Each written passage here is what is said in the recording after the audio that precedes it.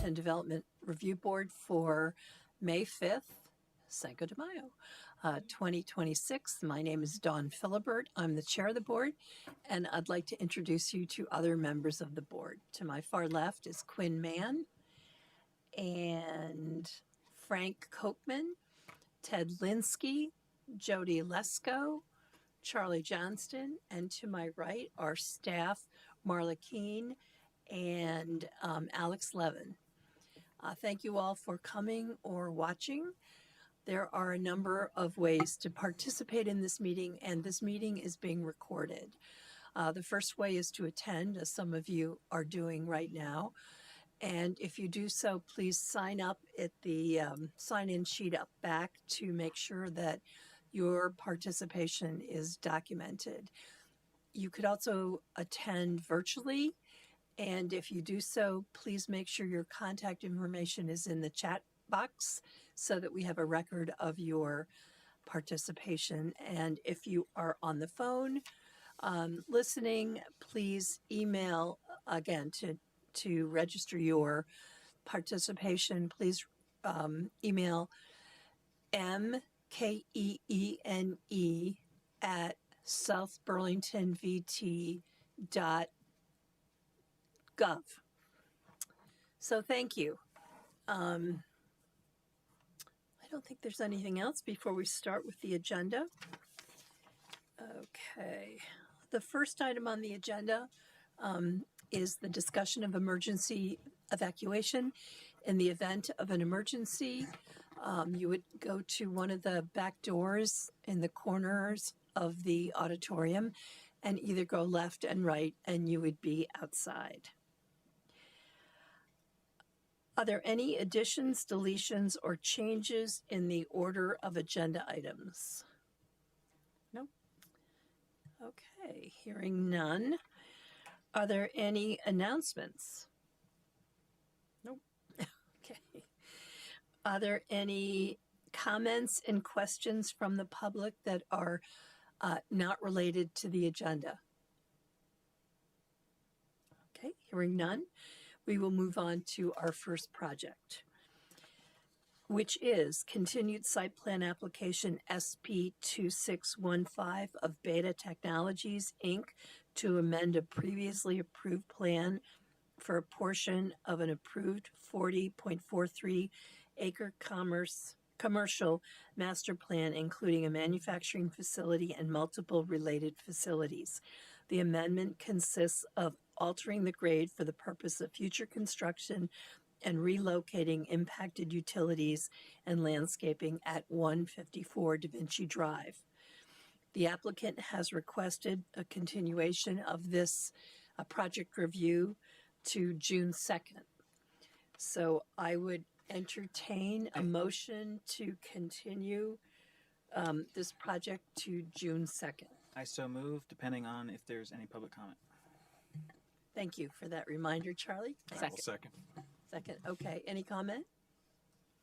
Okay. All in favor? Aye. Aye. Any opposed? No? Okay. Is there any public comment about the continuation of this review? Okay. Hearing none, we'll move on.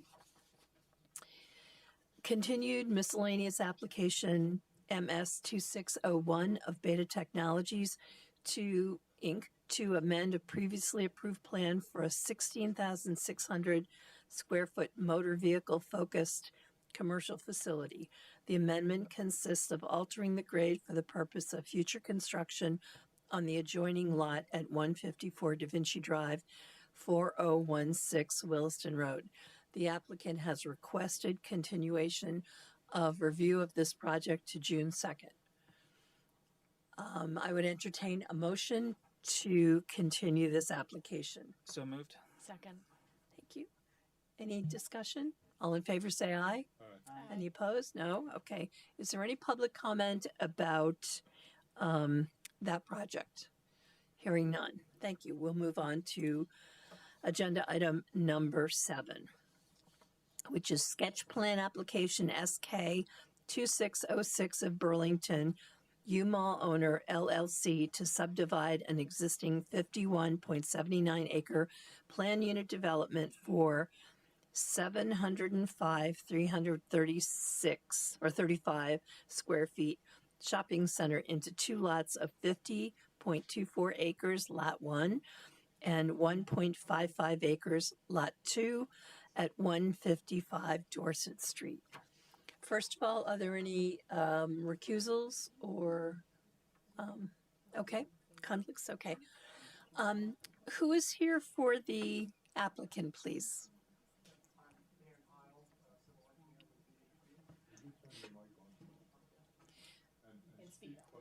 Bring it closer to you, yeah. Dan Heil, civil engineer with VHB. Thank you. Zelda Dively, civil engineer from VHB. It's surprisingly hard to hear, so thank you. Thank you, Zelda. Dan and Zelda, Patrick O'Malley, is he participating as part of your team? He was planning on joining Okay, so online. he's joined virtually. I'm going to allow him to speak. Patrick, we're not going to open up your video because the only way to do that is to promote you to panelist, but please introduce yourself. Okay, thank you. Appreciate it. My name is Patrick O'Malley, Vice President, Asset Management Development at Eastern Real Estate. We are the owners of the University Mall. Thank you, Patrick. And I don't need to swear you in because this is a sketch plan. So let's dive in.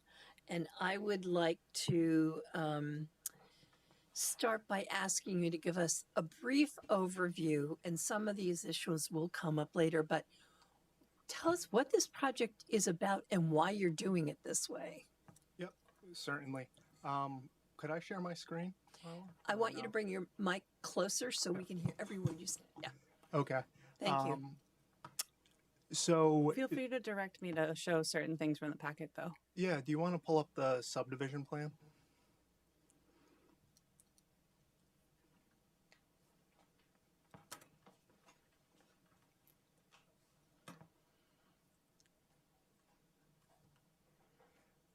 This one?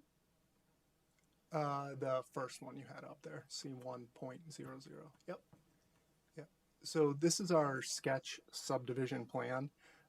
It's a University Mall parcel located at 155 Dorset Street. 225 Dorset Street is in the southeast location of the parcel. It's labeled Lot 2 on there. It's an existing multi-tenant commercial building. Just to get everybody's orientation, north is page right here, south is left, west is up, and east is down. The existing parcel's 51.79 acres. It's located within the T4 and T5 Transect Zone zoning district, subject to the city form-based code.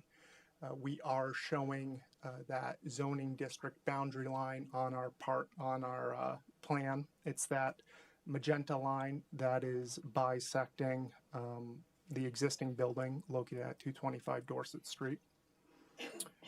In addition to being in the T4 and T5 zoning districts, it is also located within the transit, river corridor, floodway, and interstate highway overlay districts. So the proposal would be to subdivide 225 Dorset Street off the parent parcel, the overall parcel, creating two parcels, Lot 1 and Lot 2. Lot 1 would be approximately 50.24 acres. Lot 2 would be 1.55 acres. VHB did perform a natural resource delineation in 2022. We had that confirmed by the state. There were some wetlands located on the southern portion of the site, which we have mapped here on our plan. There's an associated 50-foot buffer with those. There was also a stream located on the southern portion of the site, which staff notes is tributary 3.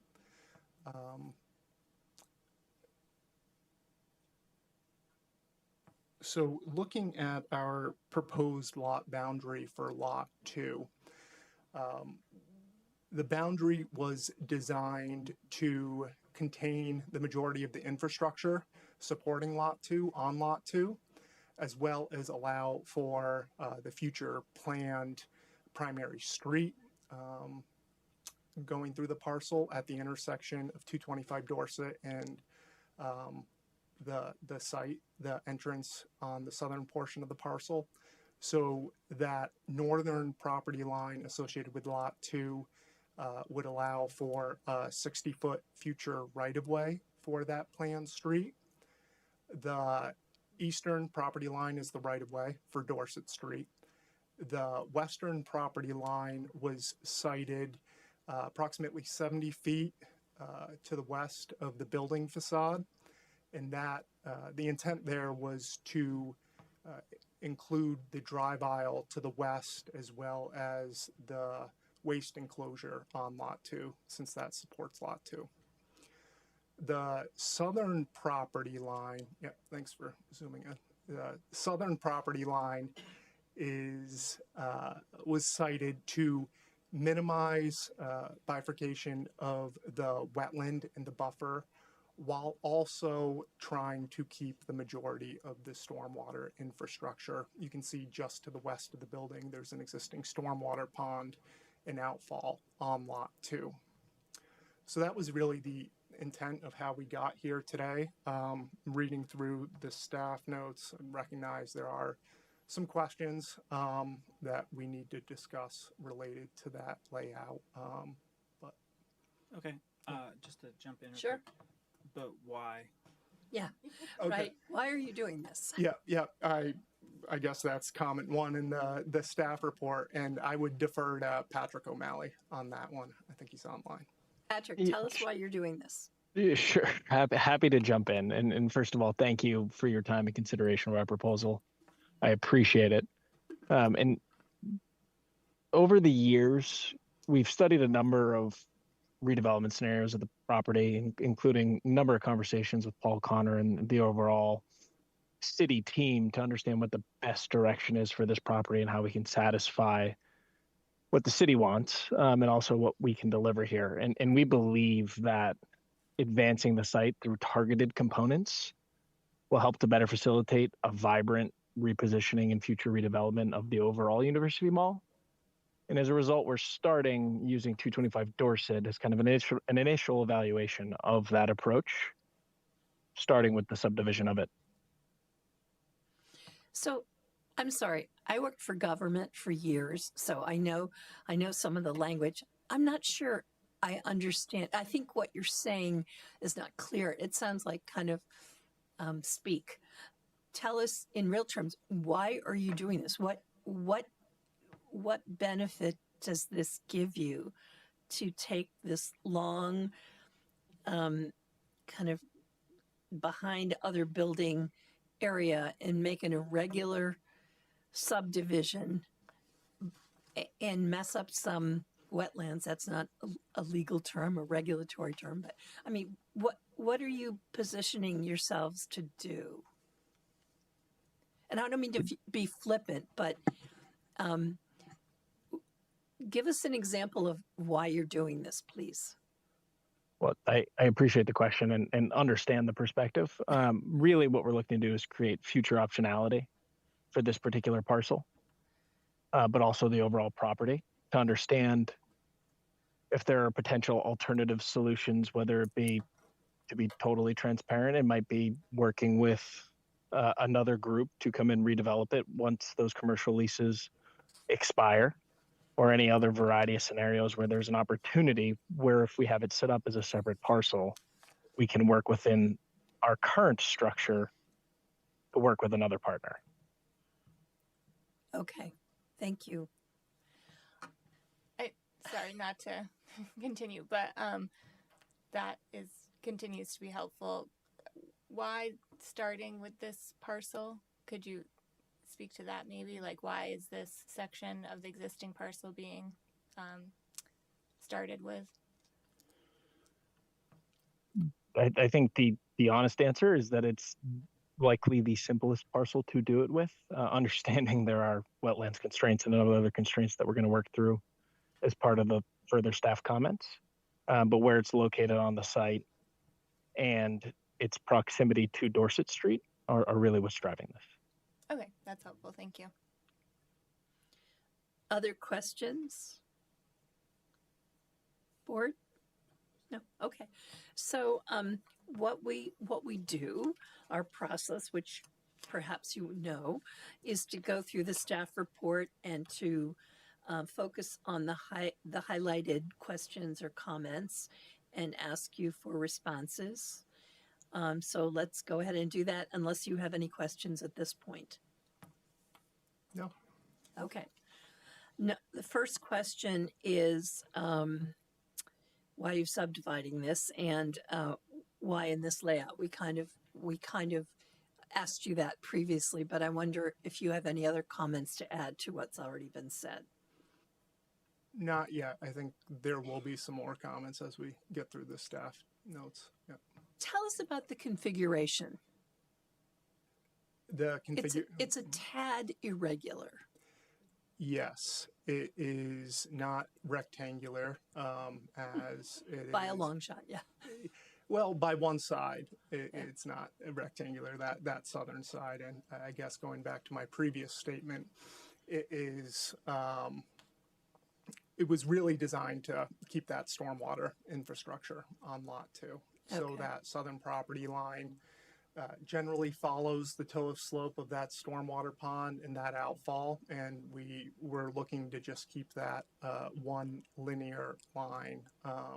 So following that toe of slope intersecting with that western property line, which was designed to keep that drive aisle on lot 2, the dumpster enclosure on lot 2, and then just intersecting to the east with the Dorset Street right of way.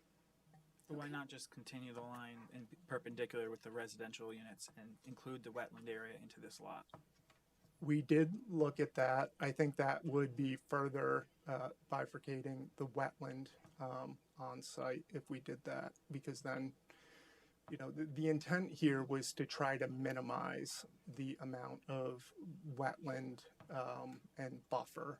And for the most part, I think we've avoided the majority of the direct wetland impacts. What you're seeing is mostly buffer impacts that are being bifurcated by that southern property line. Other questions before we move on? So comment number 2 and number 3 are really requests to update the plan. And we need more information or updated information about primary plan street and the planned share use path and the easement for the bike and pedestrian bridge. Yep, understood. So we're working to, after sketch plan, we're going to go out and we're going to survey the property. We're going to perform a boundary survey, and we're going to also identify the existing easements on site, which my understanding is that pedestrian bridge easement has been recorded, but I'm currently in the process of confirming that. So we would be including all recorded easements on the final plat, including the pedestrian bridge easement. Okay. Now the pedestrian bridge is further north, isn't it? So why? It's part of the lot 1. So if you're subdividing the overall Oh, lot, you right. show that Okay, easement. got it. In Yep. addition, since this is a subdivision, which one of you is the reviewer? Okay. Since it's a subdivision, Alex, wouldn't they need to also consider a public or a dedication for the roadway, the planned roadway?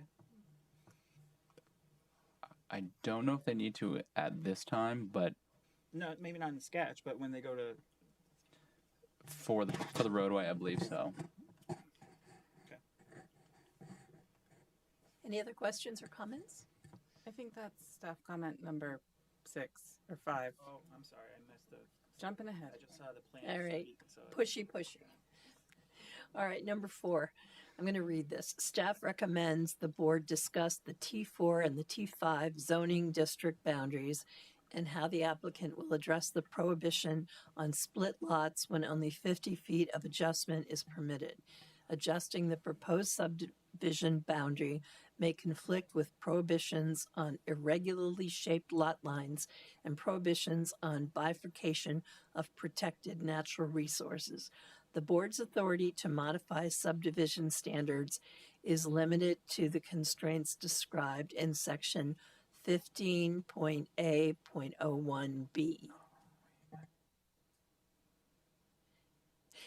I didn't see constraints. I saw, unless I missed something, that the board has the authority to modify subdivisions. What am I missing?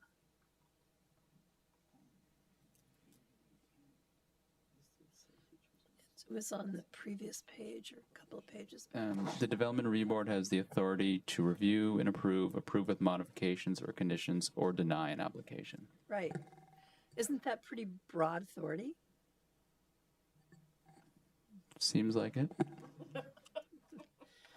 Okay.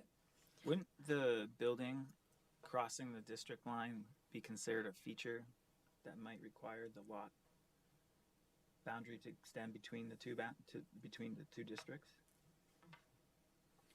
Repeat that. So there's an pre-existing building that crosses the zoning district. And Yes. what the applicant, I could ask the applicant, you require the entire building to stay within the entire lot that you're trying to subdivide, correct? Correct. You don't want the boundary of your subdivision to go through the building. I think that would go Right. against the cities, yeah. So just to keep the building within the same lot, right, they would still have to cross the boundary. The question would be, is the additional 35 feet required? And I would say, is the additional 35 feet required? Additional 35 Beyond feet. the edge of the building for the lot line, There to would- the west. So to keep the infrastructure on site supporting lot 2, there would be an additional 70 feet required to the west. And could we go back to the C1.00 and zoom in on lot 2? It'll be a little easier to describe with that on screen.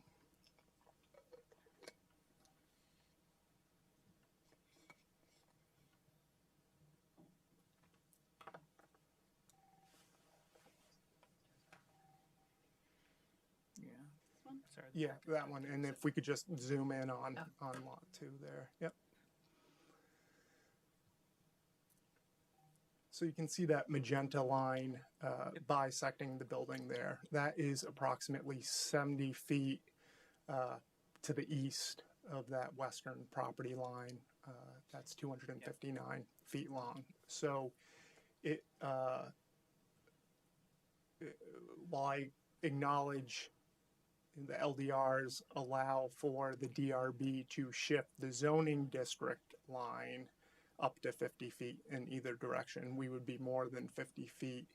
In my read of section 15.A.08c, it talks about the DRB does have the authority to approve a split building lot if it is unavoidable due to pre-existing lot and infrastructure layout. And this is a pre-existing lot, the building's there, the infrastructure's there. The zoning district line currently goes through the building. So I would, my opinion, that is unavoidable, creating this lot and trying to keep that infrastructure supporting lot 2 on the same lot. So I'd be interested in whether staff, that sort of made sense to me. Does staff contest the authority of the board? Staff think board does not have the authority to allow this? From what the gentleman just read, it sounds like we do. Yes, it does sound like. It sounds like you do. Yes. Okay. my reading of the regulation is it is within our authority. Right. Okay. That's what I'm saying. Are we ready to move on then, board, or do you have any concerns? Good, thank you. All right, number 5, staff recommends the board direct the applicant to provide a 60-foot right-of-way on the plans at the next stage of review and show the street cross-section would be accommodated within the right-of-way. So this is really a directive from the board. This is that point I brought up earlier. Right. The street connectivity, which is Right. part of the subdivision. So are we good with this, Charlie? Could we back up a second? Sure. Because there was another half to my question. There may be more than I'm seeing here. I mean, it seems like the authority is there. Whether to use the authority is a separate question. Is the staff at this point, at least, seeing something about the project that would make us pause before allowing the accommodation? In terms of the adjusting the zoning district boundary, Yeah. we don't really see any issue with that. Moving the boundary line 50 feet doesn't really, which is the authority, doesn't really gain much. Well, it's not just moving the boundary 50 feet, it's allowing another 20 feet. We don't really have to move the boundary. Moving the boundary, probably it doesn't make sense to move the boundary because it would be an awkward move. You'd have something over here and then it keeps on going, the division line. You don't want to do that.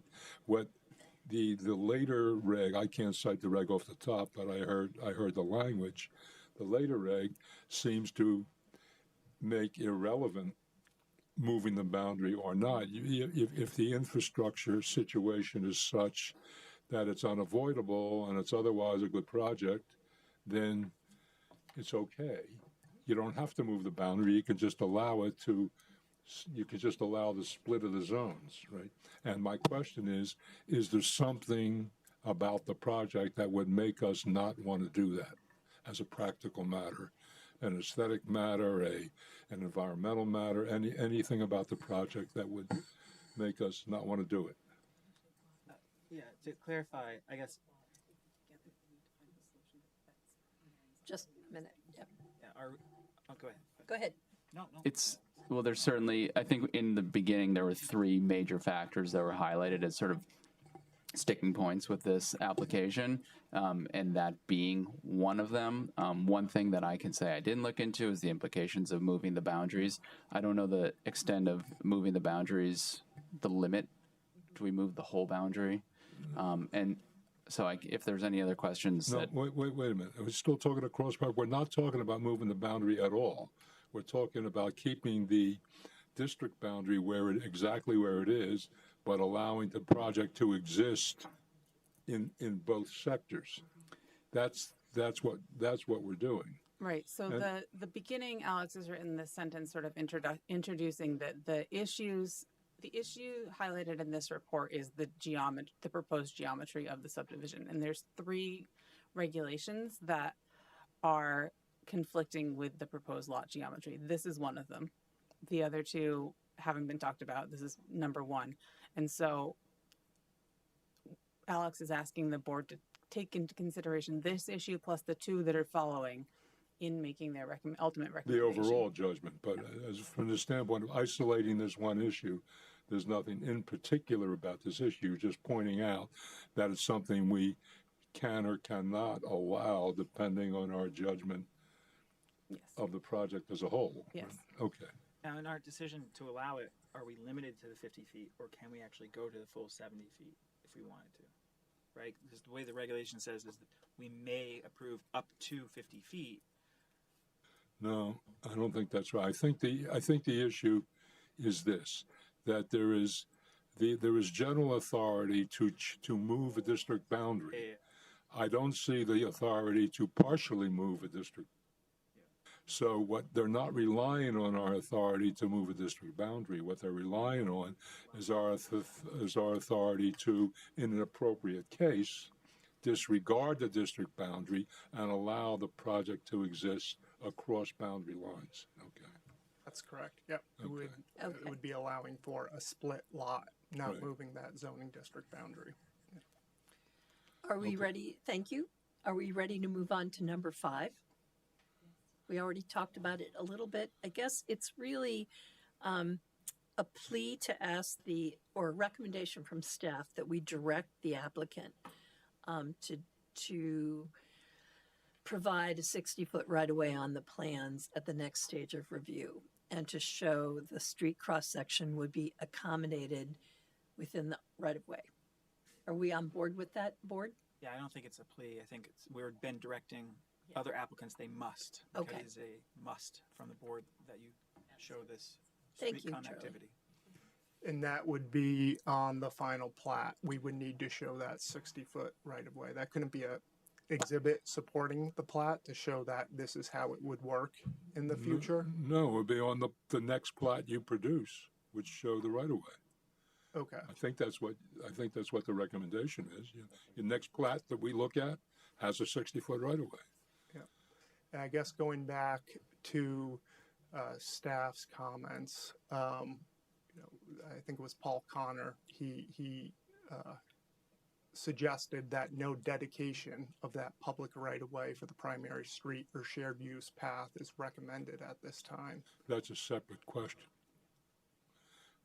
What we're looking for, or what staff is recommending that we require of you, is you allow for that as if it's going to happen. Mm-hmm. And it'll be the city's discretion whether it does or does not.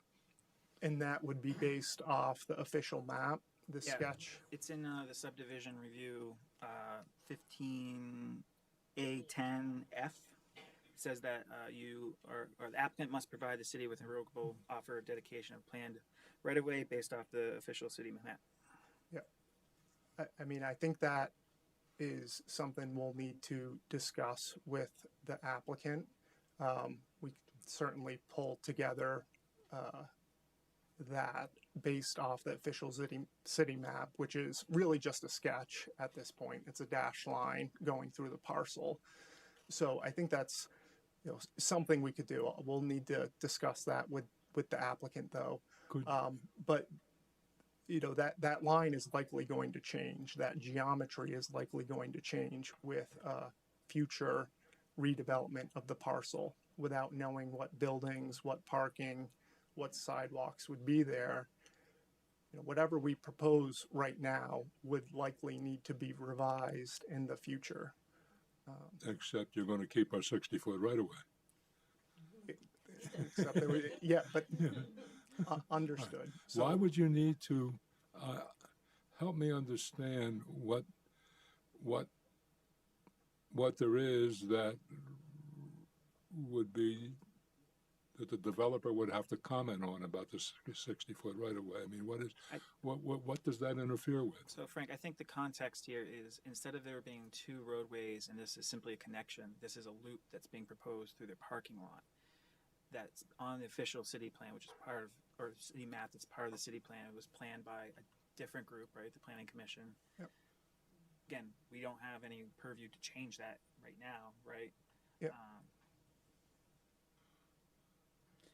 So part of the board's authority when it comes to official map features is that the board can allow it to be moved, particularly in the form-based code. There's some provisions for allowing it to be moved a certain distance from, as long as it's still within the same parcel, or a different distance if it's on property line.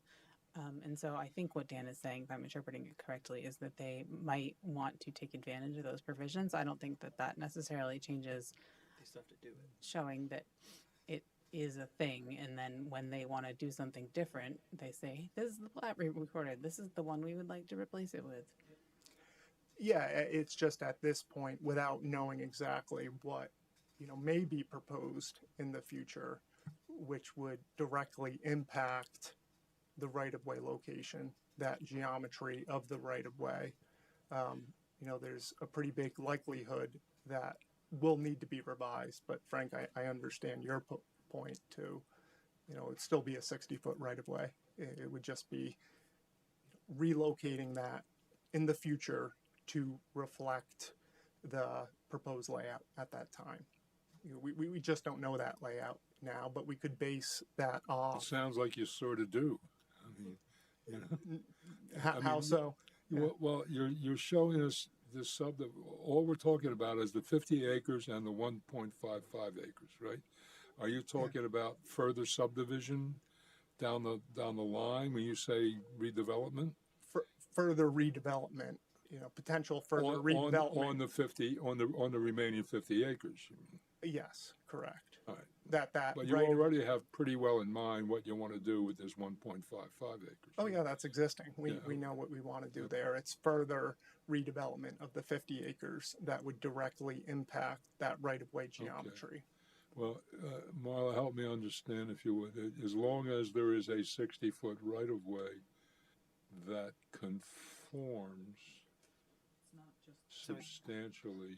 Yeah, what we're getting at is it's not just on lot 2, right? It's also on lot 1 where the right of way has to go. But Right. as long as it's on the plan in the future Well, as but well. it doesn't have to be on Could be on lot one. both. It could be on just lot 1, or it That's could be true, right. on They just could- lot they could 2, go and with that's this point in time is their opportunity to make that determination.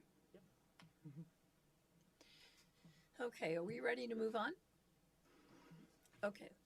Number 6, let's talk about civic space. What other options for civic space might be considered? And the staff comment is the staff recommend the board discuss other potential civic space options.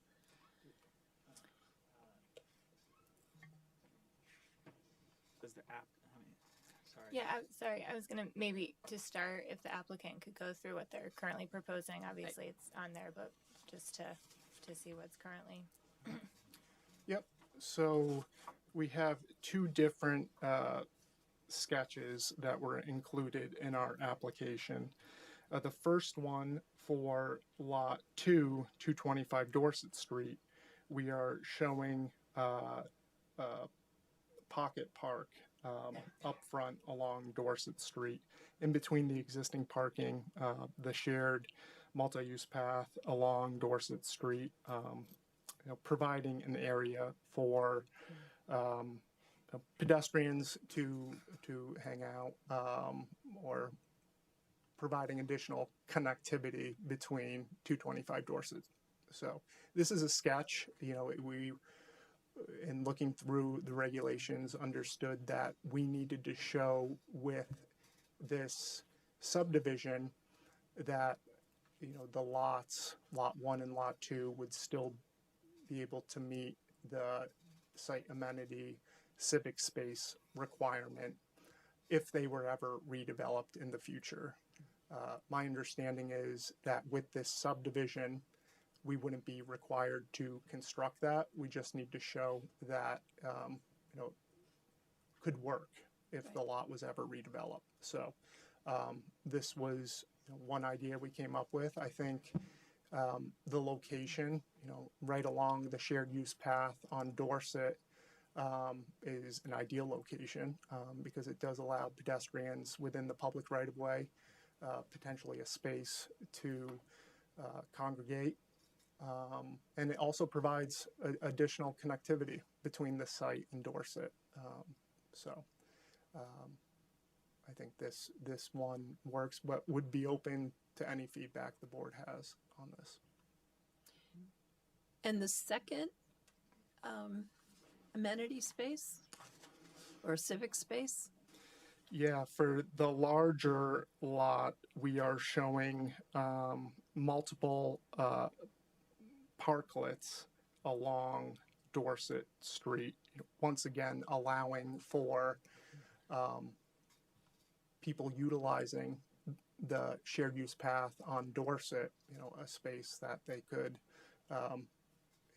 come off and rest or sit down, have a picnic, something like that. So, And those are the highlighted green spaces? yes, those are the highlighted green spaces. And the intent was to find areas on site, the existing site, that would meet the requirements of the LDRs. And it was a challenge because there is quite a bit of impervious surface Right. parking on Right, I site. see the Yeah. opening to Applebee's being included. I'm not sure I would consider that civic space, but whatever. You never know.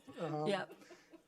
So this was, a concept that we came up with showing how lot one could meet that civic space requirement.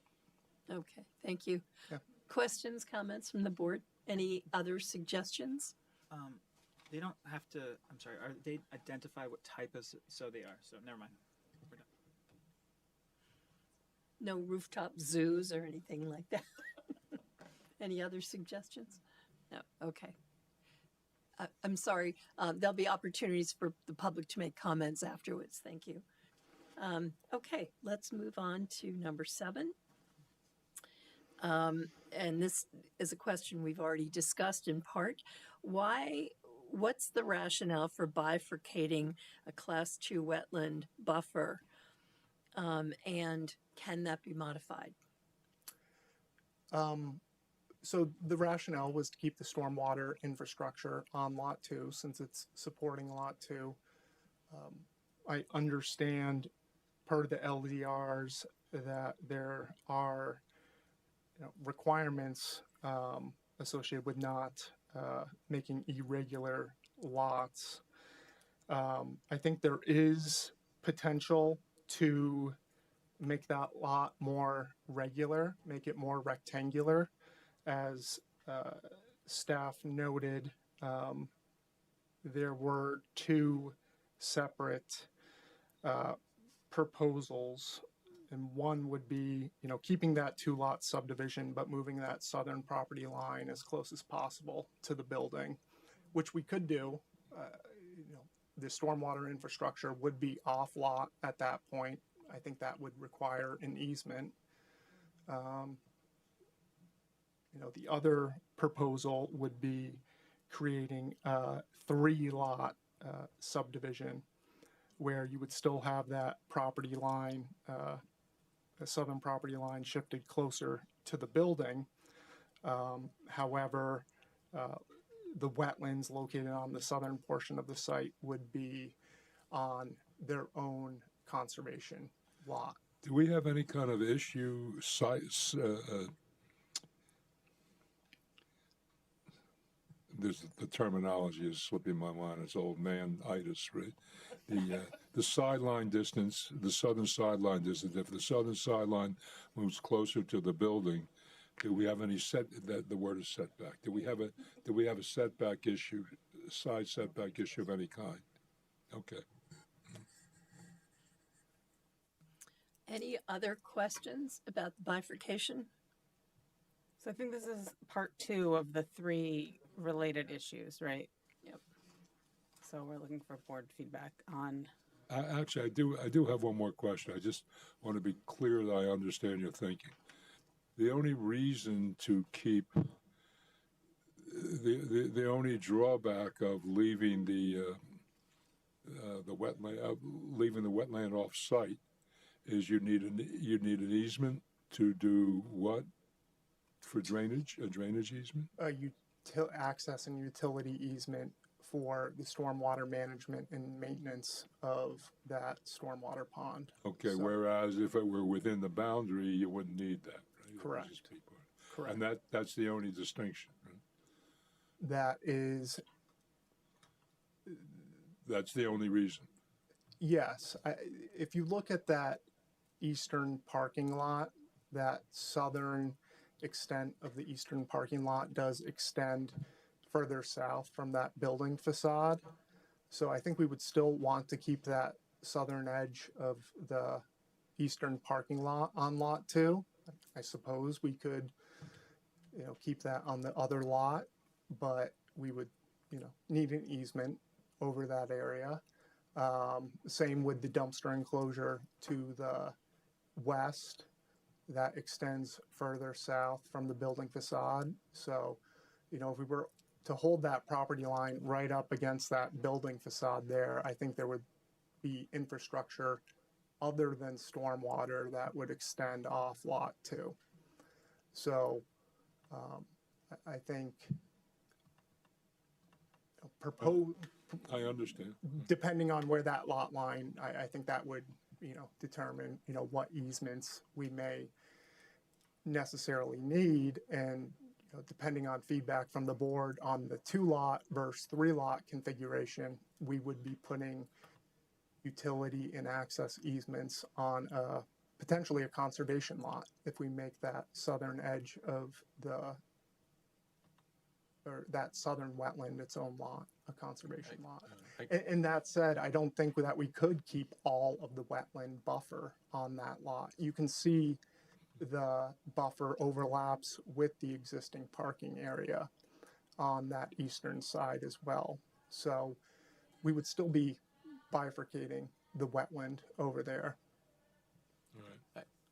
The irregular nature of that doesn't feel, it feels, Reasonable. yeah, it's straight and it doesn't feel that, and I think the intent of what you're trying to do. I think I agree. Right? Yeah, oh, sorry, I'll just chime in. I don't know where I land on this yet, but a thought that was occurring to me is right now we have irregular shape and bifurcating wetlands. So I guess if there's, yeah, I think that's maybe what we're getting at. So making it less of a keyhole lot if we're already bifurcating the wetlands. I don't know if that's the But is that correct something that can be approach, but modified yeah, so something are we like allowed that. to do that? Thank you. from a Carla. modification? I mean, do we have the authority? Sorry, yes, that question again.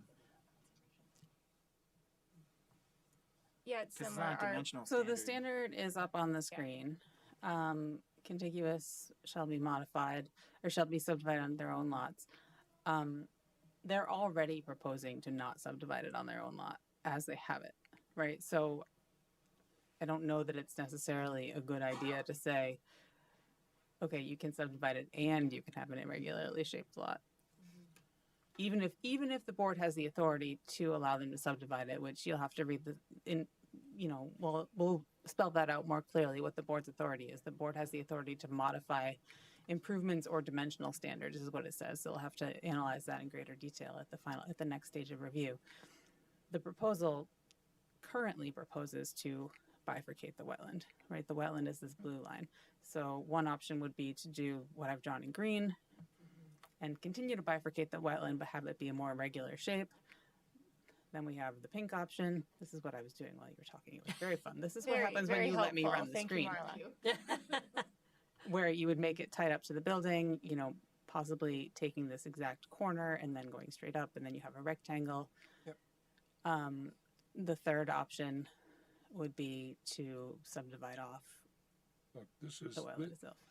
this sort of quasi trapezoidal shape. I don't know exactly what it is. Isn't that, it doesn't strike me as a big deal. There's no. Well, I think the lot 1 property line on the southern side, though.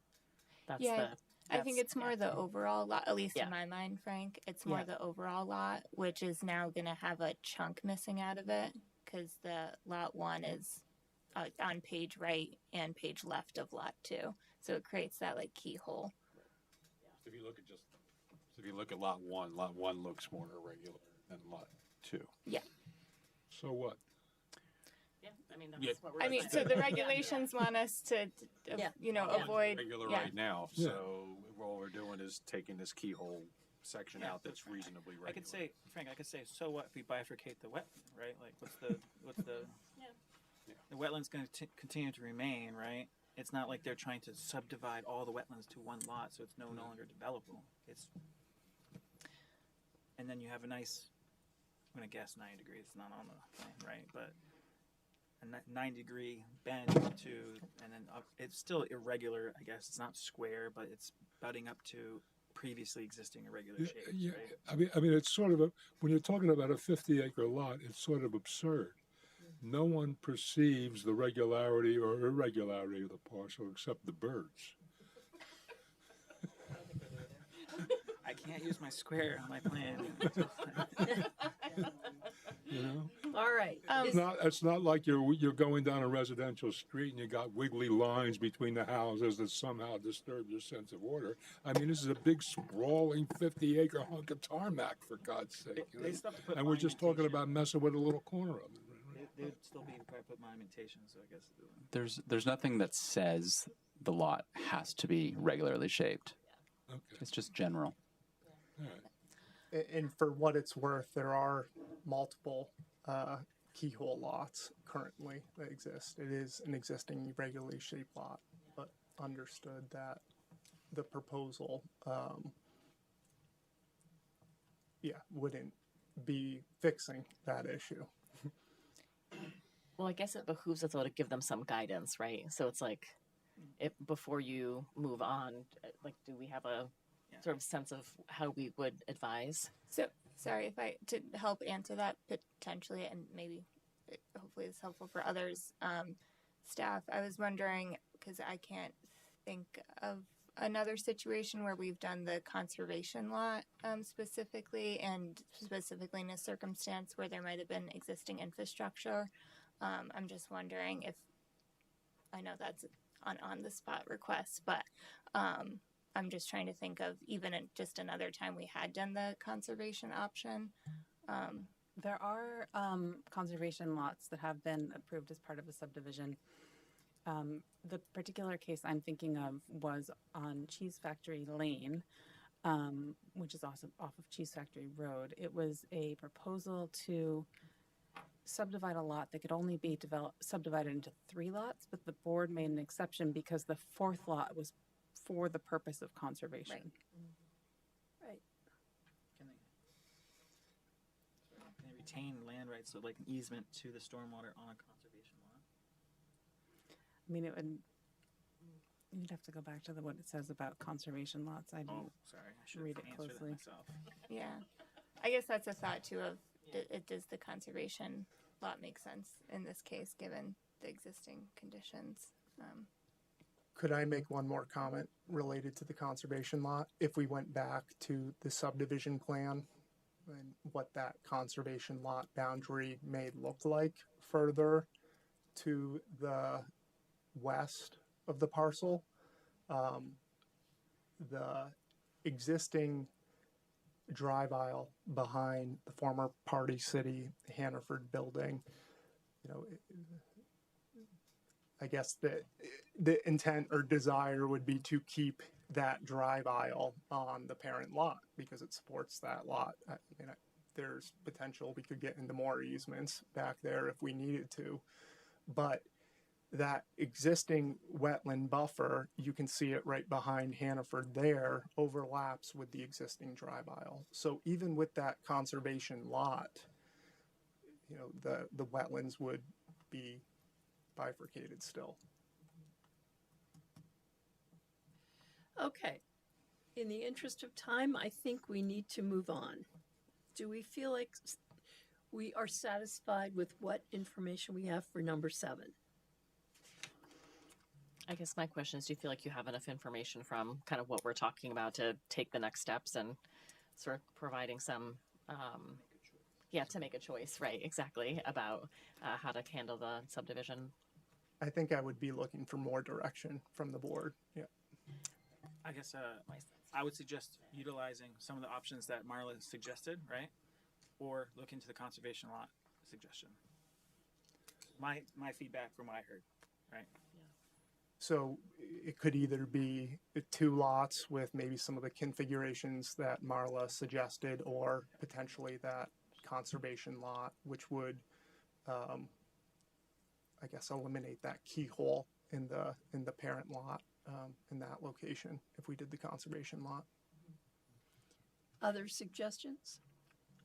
I agree with that. I think the other thing too, obviously you're working with, a client, so understanding their objectives, I think, and trying to kind of match up as well as we can the adherence to the land use regulations with the desire of, the owner for how this property will be developed.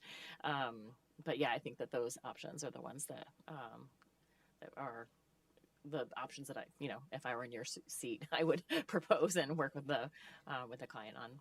And sorry, I think we're circling around this a little bit, but it seems like the conservation lot may not make sense for a various number of circumstances. But I think what we're asking is for you to dive into that and consider it, and then if it's not plausible, be able to present to us why. Sure. Does that feel right? Right, and if you're going to bifurcate, just bifurcate it. Yeah. make Gotcha. a clean lot. Yeah. Cool. Okay. And Okay. prepare to justify your decision. And as related to that western property boundary. Yeah, gotcha. Okay, thank you, board, and thank you, applicant, for being so open-minded. Let's move on to number 8. This is a suggestion that we defer the discussion of public versus private street until later in the review process. If that makes sense. Actually, I don't quite.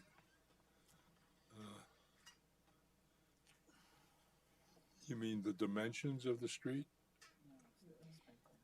I think it's whether the streets are determined to be public or private. Within the larger parcel, within lot 1. Right, the official map streets. The official map doesn't say if it's a public street or a private street, it just says it's a street. Yeah, the future primary plan street going through lot 1, the U-shaped. What's the risk of us not, like if we, I'm fine deferring, but I also don't know what the negative implications of deferring of that would be. So this is specific, I think, to the sprinkling, the sprinkler system, right? Or, I'm sorry, I read the wrong. You're talking about the lot dimensions. Yeah. Well, I think I agree with the staff recommendation Yeah, to I think so defer. too. Okay, great. Okay. All right, we'll revisit that at a later point. We have one more comment, and that's about question about why such an irregularly shaped lot. I think we've beaten that horse to death. Unless anyone has any additional questions, or applicant, if you have any comments. I do not know. I think Okay. we discussed that. Yep. So let's take a pause now, and I'll ask if there are any members of the public who have comments to make. And I saw her hand earlier, so if you would please come up to the podium. And there's a button on the microphone that says push, so we can really hear you. So we can hear you in the back. Hello, I'm Kenneth Paquette. I guess here for my mother, Teresa Paquette. You're going to please speak up. 165 Dorset Street. Right, the dentist's office. Correct. Right. And I guess I was just concerned. All looks fine, but I was wondering. We have a right of way around to exit that, and so we're here courtesy of how that would all happen. It's any interfere or not. Okay. Thank you. Thanks for coming. Thank you. And do you have comments, sir? Yes, please.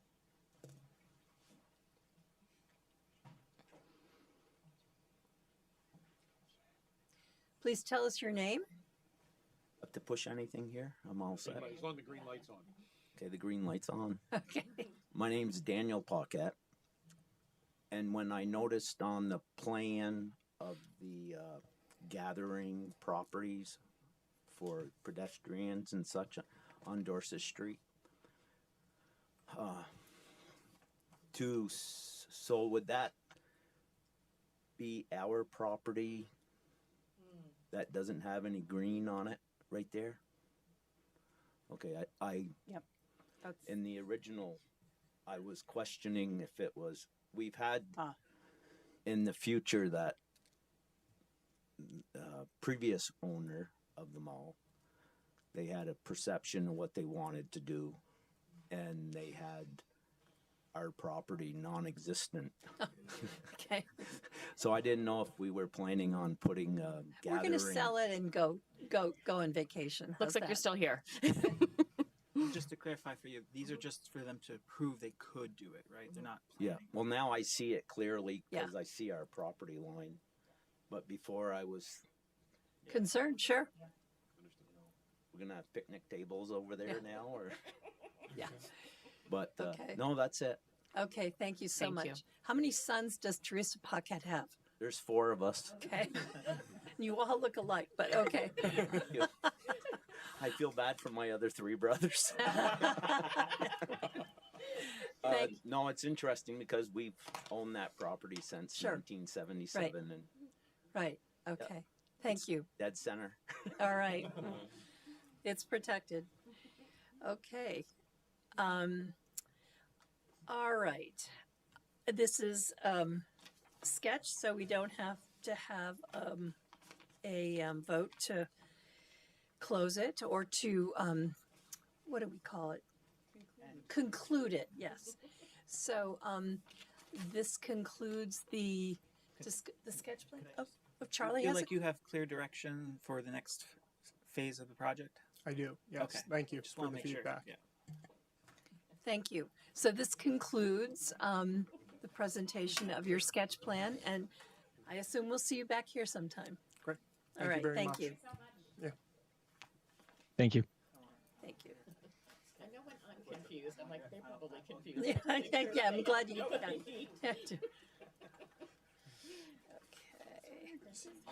You too. Because their son.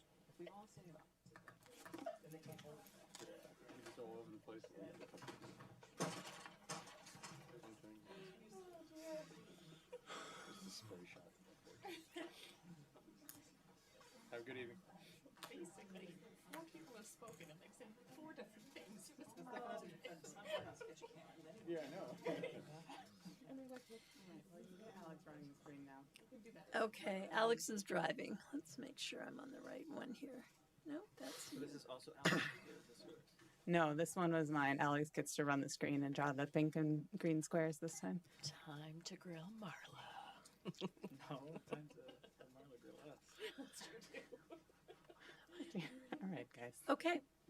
So the next project that we will be reviewing is final plat application SD 2602 of Jam Golf LLC to amend a previously approved plan unit development of 32 homes on 6.91 acres known as the Wheeler parcel.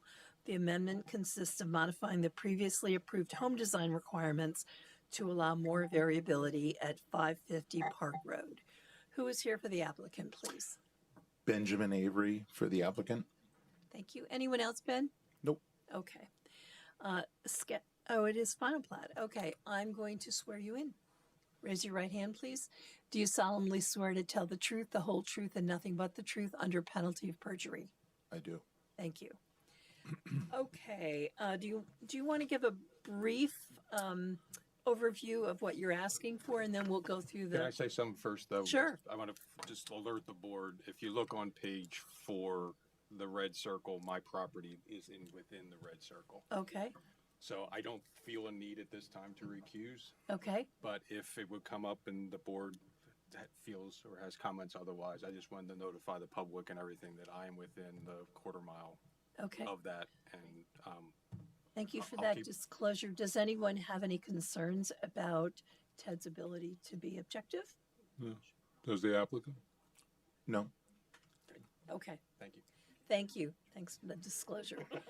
Okay, go ahead, Ben. So I will keep it as a brief summary, as the full summary of this project could take us several meetings to go through. Oh, yeah.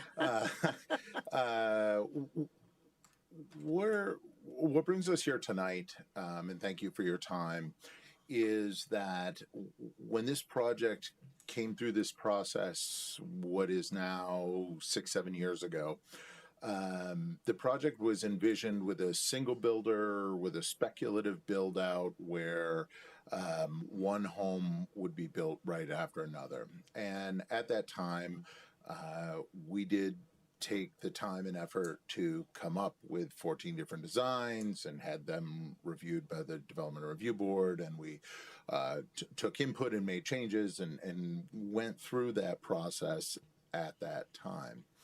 Where we are today is the builder that had started this project no longer exists. So working with Jam Golf, we made the decision for Jam Golf to fund the infrastructure, which is about 2/3 complete at this point, and take the lots to market individually, which will mean individual buyers, individual builders. We have some builders speculatively, but really folks choosing their own plot of land. And we did talk it through, and we're we're happy with our 14 designs. We're not looking to modify those. That's not why we're here tonight.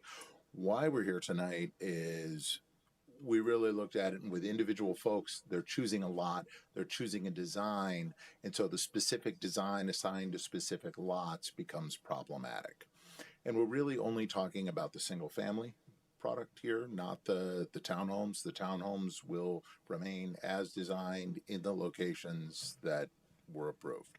So this is really just looking at the single family home designs. And I approach staff about the best way to go about this, and what we were looking for is to come before the board and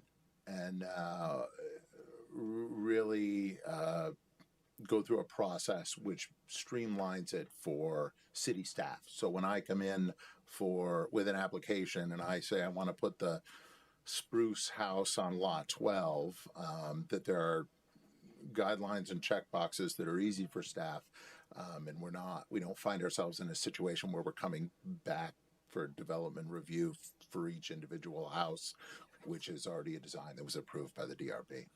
So that's sort of the big picture goal. There's no changes proposed to the density, the site layout, the road network, the grading, the neighborhood character, the landscaping, any of that. All of that remains the same. And if it makes sense, I thought I would just go down the staff comments. That's what we do. Yep, perfect. Sure. Do you want to lead it or shall I? I'll kick it off. How's that? Let's look at the first comment, Ben. The heart of it is staff recommends the board include a condition that the exterior walls of homes must be at least 10 feet apart at their nearest point and must conform to the previously approved setbacks. And then further on, staff also recommends a condition that two-story homes may not have any part of their footprint encroach into the one-story area. I'm not sure what that last part means. It's a cantilever, I believe, is what. Oh, they're I see. referring Okay. to. My only caveat would be, I'm assuming that doesn't include roof eaves or decks. You wouldn't have a second-story deck, so really it's just eaves. I know Colchester has a thing about eaves, but So the recommendation here was, and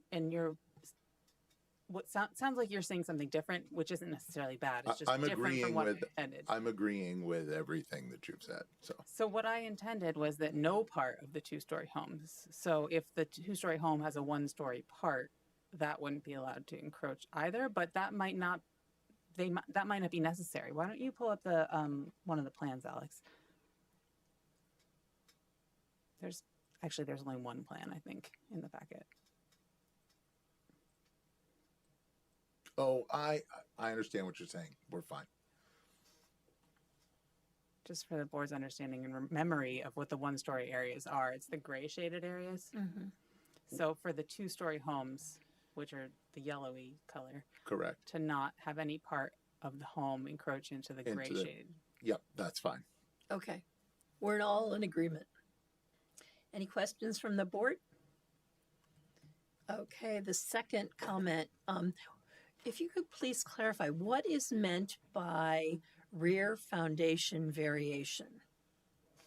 So, the broad topic of rear foundation variation essentially comes from, I think there's two designs which have a small bump out on the back, which is a dining room. And when they were designed, we discovered that it's a couple feet short for a traditional dining room setup. So that comment really is the genesis of those two designs. But more broadly speaking, if there's a minor architectural variation where we needed a foot on the rear of the building or 2 feet on the rear of the building as a minor change, we would request that staff be able to review and approve that. Wait a minute. You're not talking about you're talking about a change in the footprint. You're I'm talking about a change in expanding the the footprint. Yes. Marla? Yeah, I read it to be variation in rear foundation types, and just Yeah. not being an architect, I don't know what it means to vary a foundation type other than like spread footing Well, versus like a. he wants to stick the building 2 feet further out, which, But that's a footprint. Different. right, that's the footprint. Yeah. And what you just said, you don't want changed, right? I don't know because I don't know what it means to have rear foundation types vary. That was from your document. Right. So two things going on. First of all, by foundation type, we wanted to clarify the potential for walkout basements on a number of the sites, not the ones facing Dorset Street necessarily, but as you start down the hill, lots 11 through 16, from the established pre-construction grade to the finished grade in the backyard, we have 6, 7, 8 foot variance in some of those places. So we would like to have the ability to have walkout basements. So that would be a different foundation. And then that does change the foundation, it doesn't change the footprint, right? Doesn't change the footprint, correct? Right. But in addition to that, you want to, In addition to that, there are a couple of the designs that we would like to come 2 feet further out on a bump out section in the rear. Yes. So did you understand that, Marla? I think I understand it now. So part of it is because I've recently read the 2021 decision. So the 2021 decision, some of the approved buildings had walkout basements, and there were certain provisions that said, if there is a walkout basement and it faces towards the rec path, then it has to be screened by a dense shrub or something like that. I think what you're saying is some of the homes that would physically be able to have a walkout basement weren't approved with one, and you would like to be able to, as you introduced at the beginning, maybe move one of the ones that is approved with a walkout basement to be in a different location. I don't think we approve specific designs with walkouts. I think what we're requesting is your walkout opportunities exist from unit 11 or building 11 down to the bottom. Mm-hmm. We'll talk about 9 and 10 in a moment, but those single family homes from 11 through 18, all 18 not so much, 11 through 17 really offer the opportunity for and the potential for walkouts based on pre-existing grade and the grade of the rear yard. So those, whichever home design we elect to put onto one of those lots, we would want the opportunity to offer a walkout. So are you proposing to have like a menu of home designs that a prospective owner picks from? They're picking from the ones that you approved. Yeah, in Okay. the previous decision, All right. right? There's Yeah. all these plans. Okay. Right? Apple, spruce, whatever. Okay. Right? But Correct. none of them have a walkout basement. Okay. What I think you're saying is because of the grade change, Right. I the understand. foundation would be exposed. Correct. But to do that, you're saying there would need to be a bump out, right? So there needs to be. No. No, two different No. issues. yeah. separate Two, issue. two different things. Okay. So does a walkout basement increase the value of property? Yes, a finished walkout basement would. Okay. An unfinished walkout basement probably wouldn't do much for it, but Okay. a finished walkout basement would. Okay. Yes. So that's the kind of foundation issue. Now, what's No, the there's a second foundation issue. what's the deal with the dining room? That's a change in footprint. To make it, if you look at 13, I think that's one of them. That little bump out. See the little bump out on the back of 13? It's not big enough for us to have Thanksgiving dinner, is it? It needs to be 2 feet deeper. I think it's 13, and there's one other design. But which one? But 13. what is it based off of? Which one of these designs is it?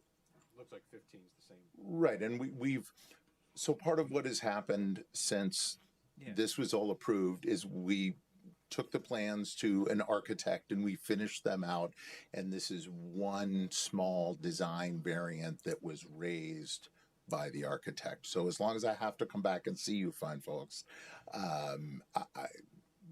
we wanted to clarify it so that if we come to staff for an application to build whichever plan is 13 or 15, and the foundation pump out is 2 feet closer to the rear, which is nowhere near the setback, that we're just being overly transparent is Sure. really what we're doing here. And beyond that, I mean, it's not even taking it out of line with its neighbors.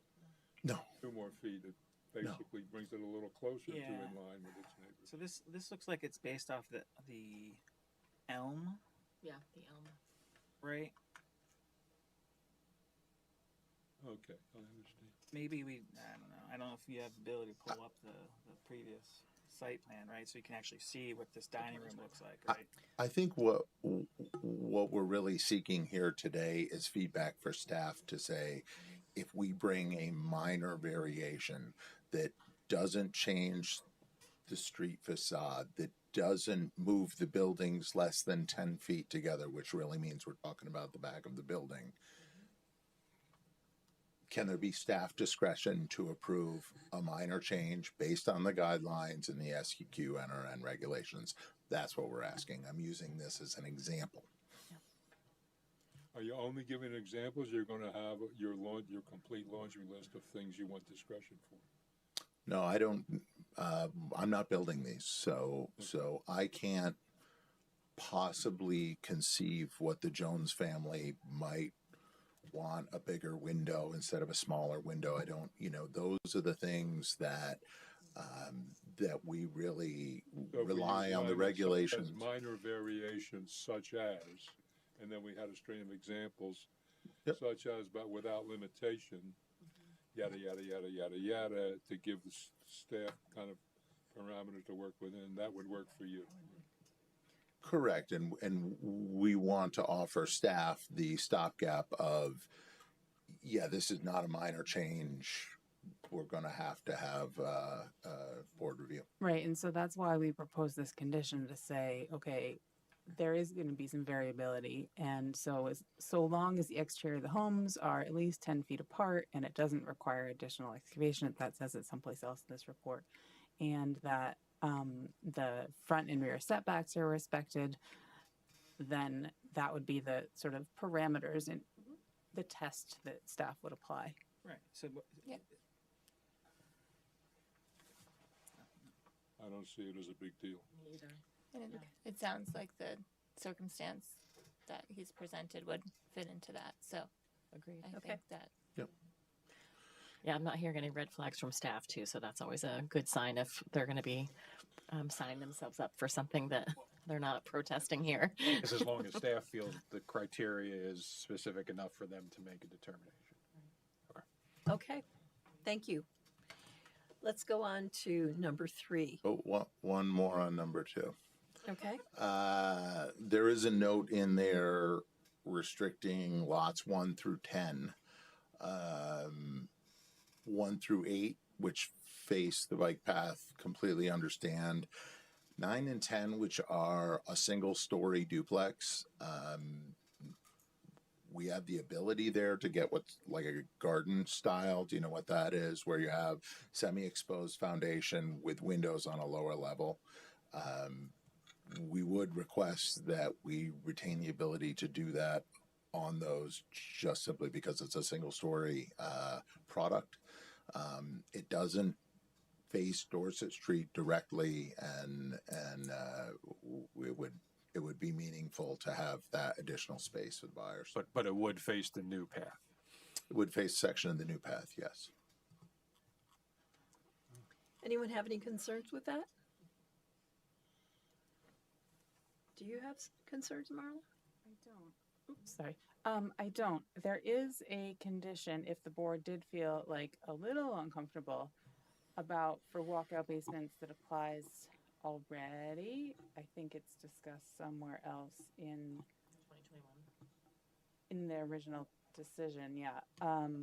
That says, like I said, screening of walkouts that face the rec path it's on page 14 of the original or the current. on the original, right? It says walkout basements shall be substantially screened from the public recreation path by vegetation no less than 6 feet in height, at a distance no more than 20 feet from the edge of the footprint of the building. So if there was any discomfort, you could apply that to units 9 and 10. Yeah. That would be fine. Okay, ready to move on? Ready. Number 3, I'm going to read this. Since no site modifications are otherwise proposed, staff considers there to be insufficient nexus to require compliance with the site amenity requirement and recommends the board waive this requirement. Any objections? No. Okay. And then number 4 is similar. Since no site modifications are otherwise proposed, staff considers there to be insufficient nexus to require compliance with TDM standards and recommends the board waive this requirement. Any objection to that? Okay. Number 5, this is regarding the front facade and garage. Staff recommends the board require the applicant to modify their proposal to retain the relationship between the front facade and the garage, as well as require the garage to be set back at least 8 feet from the front of the porch. For custom homes, staff recommends the board require the garage criteria of this section to be fully met. What defines a custom home? So a home that isn't one of the 14 types that was approved. But there won't be any of those, will there? So Okay. folks can come in, the Joneses can come in and buy a lot, and they don't even have to build on it right now. And they can decide later that they would like to apply to build a home that is not one of those designs. Or they can do it immediately. It doesn't really matter to me.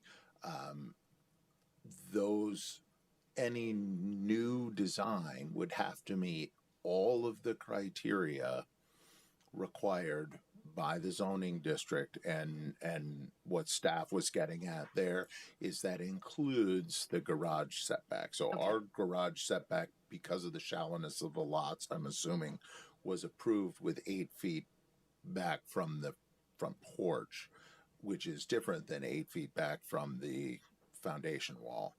So that would be pushing the garages much further back. So that's my understanding of what staff was saying. And is the custom home allowed for the duration of the life of the master plan? If the master plan expires, then I could see someone coming to apply. Sure. So actually, there's a slight difference between what Ben just said and what I was thinking, is that the regulations as they stand today don't include this SEQ NRN. So for someone to say, I'm a custom home builder and I would like to fully comply with the current regulations, we would lose some of the protections of the NRN. So what I was proposing is for just the building design standards pertaining to placement of garages and parking and building orientation to apply to custom homes, not for the entirety of the current LDR to apply to custom homes. So if the master plan were to expire and someone had if it expires, then they have to apply under the new LDR, right? Yeah, but I'm thinking about what it would mean for this approval to expire, because it's not individual lots. That's a good question. I don't know what it would mean for this approval to expire. I mean, that's a 5-year from now question, right? It's 10 years, I think. Yeah.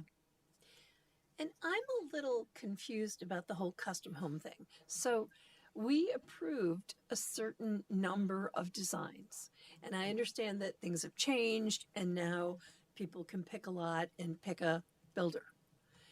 But doesn't having the option of a custom home defeat the whole purpose of us?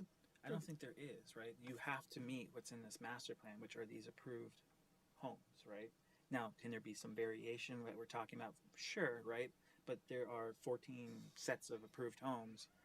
I can't buy a lot and suddenly say I want to build An A-frame. An A-frame here, right? I have to meet the overall master plan of this development. Well, but they're proposing to do that. Build an A-frame or a flat roof, so in the last 2 pages of the proposed conditions provided by the applicant, they describe what it means to have a custom home. And it says that custom homes will meet the applicable standards set forth in their proposed conditions 3 through 6, which Okay, pertain to, let's see, the building orientation, the building appearance, the garage placement, solar orientation. They have to comply with the SEQ NRN dimensional frontage architectural and design standards, not require additional blasting or ledge removal, and be accompanied by detailed elevations and floor plans. So none of those things would prohibit someone from proposing a different style home. I guess I would move to change the language, right? The SEQ NRN dimensional standards or whatever standards that were applicable to the original master plan, right? So that it's not, well, they don't exist now. I don't have to comply with them, right? Yeah. You still have to meet the applicable Oh, standards during the master plan that you were vested with. Absolutely, and it's not our intent in any way to make this a custom home development, you know, that's not what we're here seeking to do. And as I've said to staff, when it comes to a custom home, I'm fine with staff making it as difficult as they want to make it, because it's really, and we've had discussions amongst ownership of, you know, whether we want to engage in a contract that lets people enter that process with an open end. So I don't think this is an item that you're going to see a lot of. I think the rare instance where somebody were to purchase a lot, and more than likely purchase a lot and come back next year after they've sold a home or what have you, and then get into a design process. And you know, the spirit of what we're proposing is to protect you folks. We're saying that anybody who wants to propose anything that is not one of these 14 designs should be subject to all the same rules and regulations that the other 14 designs were subject to, because we don't want what we call in the industry a spaceship. I don't want an A-frame or a flat roof. I want continuity in design. Just remove the custom home option and they should have to comply with your master plan, right? And if they want to modify the approved 14 home options, right, they can come before us and discuss that, right? And Otherwise, that's essentially what we're saying. We're But it feels, the custom home feels there's more play Yeah. in that than just I'm sticking not- to the 14. I'm not following bullet number 3. Not require blasting or ledge removal.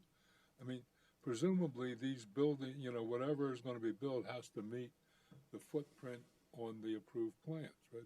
Aren't there? so footprints because of all the blasting is complete. Pardon? All the blasting has been completed. Right. Okay. And because of the proximity of these buildings to each other and what they call overblast, they have to blast Right. 5 or 6 feet outside. Literally, they're blended in together. So we're not concerned about if you want to take the Elm plan and put it on lot 15, that will not cause any sort of an issue to do with blasting or ledge removal. But isn't this whole custom thing is if you want to do anything different than the 14, you're calling that a custom home. Why don't they just say, if you're going to do anything in 14, you got to come before us? That is exactly what we're saying. Feels like it's Yeah. Okay. it feels like a creative way to just- get Yeah. around. The term custom to me invites trouble. If And somebody, God knows there's been enough controversy about this. you will not see me requesting anything other than the 14 designs. If I Customize might be a term that you want to use, but correct, if we enter into a contract with an individual who does not want to choose from one of these 14 designs with a minor variation or a bigger bay window or whatever it is, then they will need to engage staff. They will need to retain an architect. They will need to come up with a design that meets all of the regulations. They'll have to submit that design to staff. If staff is not comfortable reviewing it, then the staff will escalate it to the development review board, none of which will have anything to do with me. I would not be the applicant. This would be an individual homeowner. alternatively, right, I think Oh, in the next 5 years, that land purchaser, right, will have to comply with the master plan, which will have to be one of those 14. If the master plan were to expire, if you allowed it to, right? No, the master plan didn't specify that they had to have pre-approved home designs. That was their choice at the time of final plat approval. Right, but at this point, there are 14 pre-approved Right. designs. So if someone wants to build on that lot, while the master plan's in, and we don't allow this custom option, right, they have to meet one of those 14. I think I'm being too technical. So this project is subject to the golf course master plan, but has its own final plat. So Right. I think what you're saying is the final plat limits them to these 14, and they're requesting. I'm looking at the decision, the Yeah, 26. this business about this custom homes, I don't think belongs in here at all. I mean, what you're here to You're right. I meant giving the you, final plat. I infer, I divine that you're here in good faith. You're not horsing around. You're here to look for room for the staff. In simple terms, you want the staff to have room to make what they reasonably consider to be minor variations. That is correct. And if All right. In that case, I think whatever we assume we were going to approve, whatever we approve, should be silent on custom homes. Right. The staff will decide whether it's a minor variation or not, and if it decides it's not a minor variation within the parameters that we give it, and if they say it's not, then you'll say to your customer, well, I'll say it a lot, but you understand if you vary too much from these provisions, it's your problem. it's your problem. That's it. And we can be completely silent on the issue of, quote, custom homes.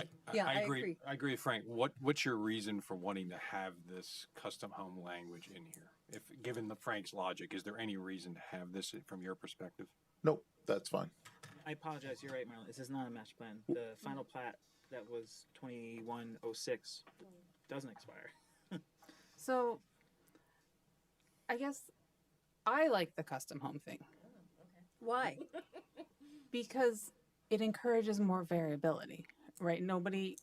Some people love a development where all the homes are the same color of gray and have the garage on the left and the one shrub on the right and the same front porch. I think as a planning principle, not a planner, that it is better to have more variability. You go through a neighborhood that has homes that were built based on the desire of the people who purchased those homes is a more interesting and vibrant neighborhood. So if I may offer a suggestion, I think the term custom home implies something very different than what we're talking about. As opposed to the term customize one of the approved designs. I mean, I mean what you think I mean by custom home. I mean an A-frame or a flat roof or a spaceship. Or a But spaceship. the problem Yeah. is that the previous plat has a discussion about the building facades, and they're encouraged a theme and variation approach and custom elements. So that previous board, Don, you were here, right? You signed it. Approved 14 specific options. Okay. Now we're coming back and allowing that to be modified. And I think that 14 could have been 17 if I wanted to make it 17. But you'd have to bring 3 additional ones to add at this point, right? Right, but the spirit of what I'm saying is that 14 could have been 17, but they all would have had to meet the same Sure. parameters. So instead of a custom, why don't we say if a landowner purchased a lot and wanted to do a different design, they met all of those regulations.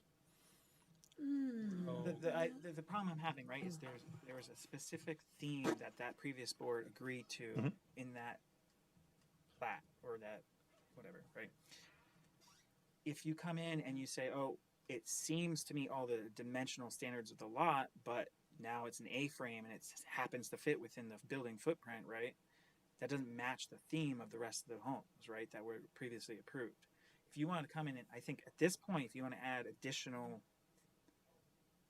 It wouldn't get through our design review and HOA. well, yeah, variation, we can add that to the current application, right? And then you could add more variation, but I think just leaving it open-ended. Is dangerous. But isn't it Not up to dangerous, it just staff doesn't- though? Like ultimately, it's like if someone's going to, whether we call it custom or different or whatever. I mean, I think what we're talking about is that the owner and potential builder of this individual home takes the responsibility of whatever it is that they build, they know that they need to adhere to the land development regulations, the LDRs, and that is subject to the, you know, the city approval, right? Right, but adding a custom option allows you to override the previous decision to keep it 14 themed houses, right? Well, but that was voluntary. So we could have gotten the same approval and said, we'll come to staff 14 different times. Yeah. But that, But you didn't. well, we didn't.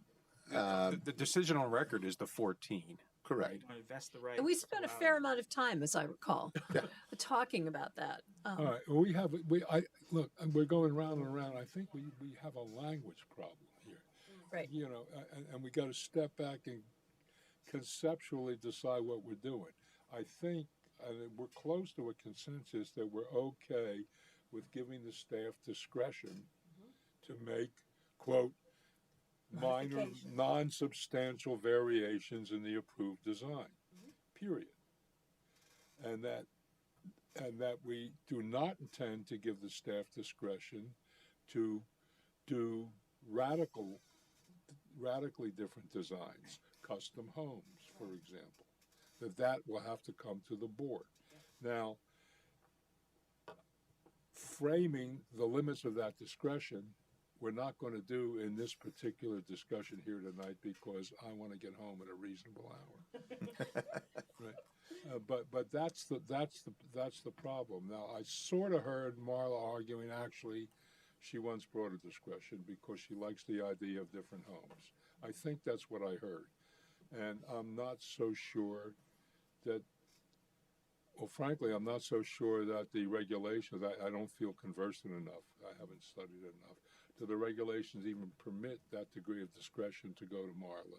Or is she limited to, as a matter of policy and law, I'm shaky here, but it seems to me she should be limited, or staff should be limited to non-substantial variations. Right. And that anything else should come to the board, which is why I think we should be silent on the idea of the A-frame, or, you know, just to give the example. And okay? avoid the word custom home. But words. that we should, can we at least get to one level agreement that we agree that staff should have discretion to make insubstantial variation decisions without having to come to the board, and that anything Yes. that is Yes. that is substantial. Does anyone disagree with that? Okay. All right. And for clarification, that we can All right. put which house goes on which lot is part of that zoning application. So, and I think the one other item that was mentioned was mirroring, because as we move designs around, we want to make sure that the driveway is on the downhill side. So there could be instances where a driveway that was on the right-hand side of the house needs to move to the left or vice versa. Well, that sounds kind of substantial to me. I don't know. And then here's the From problem an we're aesthetics running into. perspective, just to, I mean, I think what we're talking about is aesthetics here. So if Correct. you have a house with Flip the house it. over here and the garage over here and it goes like this, I don't think that's It's the exact same house. It's the same building. Yeah, but how does your neighbor feel about the driveway moving? We would, well, all the driveways as you go down the hill want to be on the downhill side from a grading perspective. So that's how the driveways would fall. And the reason we say the mirroring is if there's design, an approved design that somebody chooses as, so as you go down that hill, all the driveways would be on one side of the house.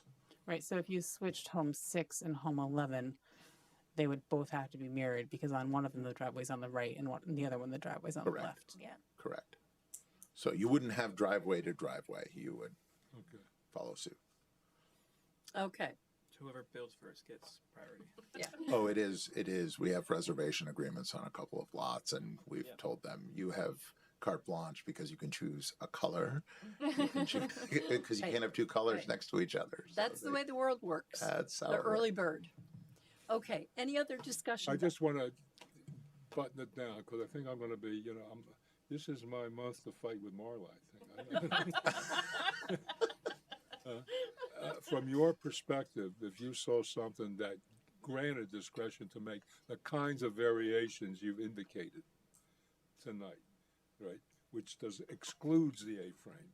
That you're not, the kind of minor variations, you're okay with that if whatever we approve is silent on the issue, on this custom homes issue.